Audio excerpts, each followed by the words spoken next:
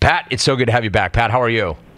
Hey, I'm doing well, Jim, and glad we could talk a little basketball in and around the Oscar fisticuffs. Yeah, right? Me too. Great to talk basketball with you, Pat. Great to talk anything with you. All right, so we've got our Final Four, and we've got programs, Pat, that have combined for 17 national titles. Each one has at least 3 titles between them. The team with the fewest national titles in the group has won 2 since 2016. So my point is, one of the talking points all year long, Pat, was there was no dominant team or two. Knowing that, what does it say that these are the 4 teams that made it to the Final Four? Well, it is surprising to a degree from what looked like a pretty wide-open, parity-driven season and a wild tournament for 2 weeks that we are sitting here with 4 heavyweight blue bloods. Still a bit unlikely. I just, like North Carolina, while it's North Carolina, they were not even sure they were getting in the tournament until they won that game in Cameron Indoor Stadium. And at that point, Duke looked like they might be headed to an early demise. But now they're both in, and they're both here, and probably playing that game helped them both. So this is kind of how basketball, this tournament works. Well, I think one of the great appeals to it, Jim, obviously, are the upsets and the underdogs, but Darwinism holds true in the end, and it's survival of the fittest, and you get the best programs and the biggest teams, best programs at the end of the thing. We're talking to Pat Forde, senior writer for Sports Illustrated. So, Pat, what about that matchup? I mean, to your point, it's so true. North Carolina certainly did struggle early on.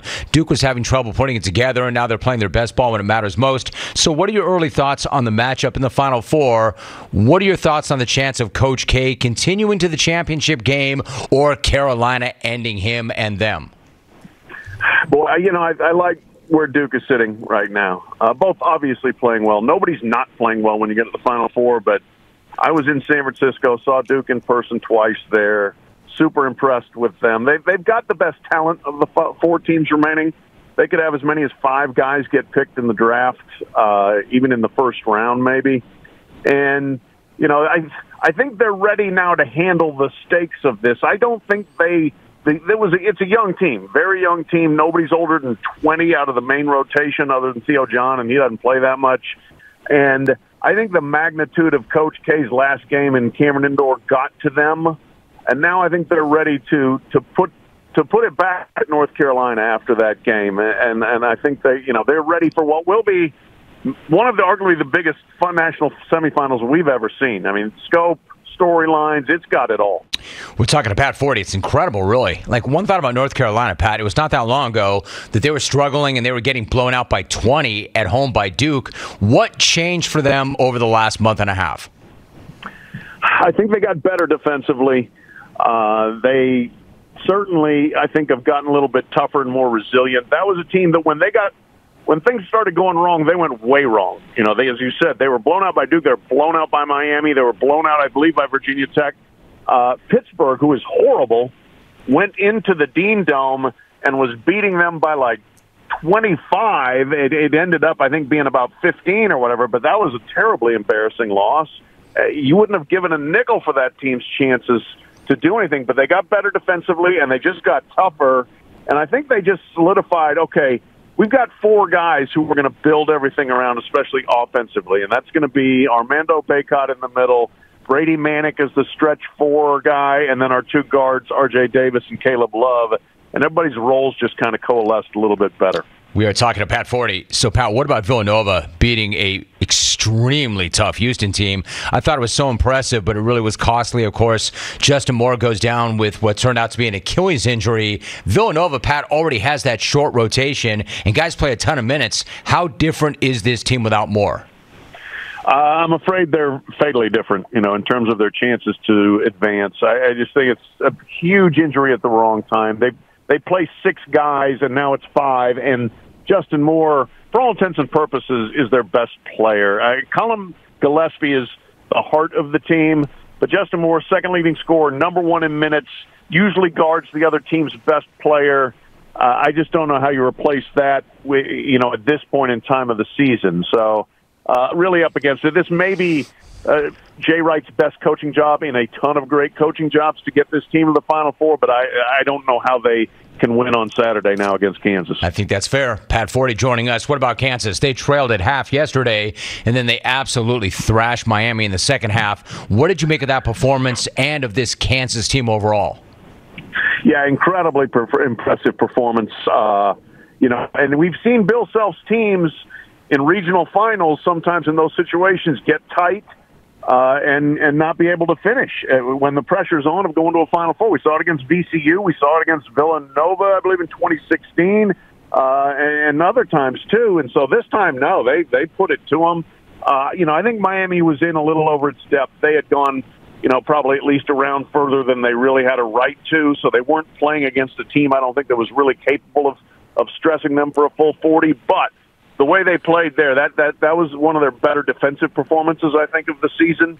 And their big men are playing better at the right time as well. So Kansas, they've got the easier semifinal. I mean, right now, I would say Kansas is the team to beat, mostly just because of the matchup Saturday. I think they're the most likely to be in the final on Monday.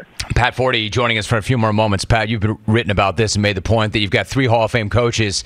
Obviously, Hubert Davis is brand new to it, and I think he did an amazing job this year, especially given the heat that he took early on. But if you had to say, Pat, who is the best X's and O's coach? X's and O's. If you had to isolate that in the Final Four, who would you take? Oh, boy. I think you can make a case for all 3 of the Hall of Famers for that. I mean, what Krzyzewski did in San Francisco, implementing zone defense at particular points against both Texas Tech and in the regional final, I thought was against Arkansas, really deft and made some key decisions as far as personnel and who was going to play at various points. But Bill Self is a great tactician in game. It's inbounds, out of bounds plays, out of timeouts, that sort of thing. And then Jay Wright finds ways to create matchups that he wants and to isolate players who can score. So all 3 of those guys have different specialties, I guess you would say. In terms of who's going to actually coach the game, I think Bill Self might be the best of those 3. Pat Forde, my guest. So, Pat, really quickly, as somebody who has covered college basketball for a long, long time, I mean, you've seen essentially everything there is to see. How would you sum up, then, what you saw from St. Peter's?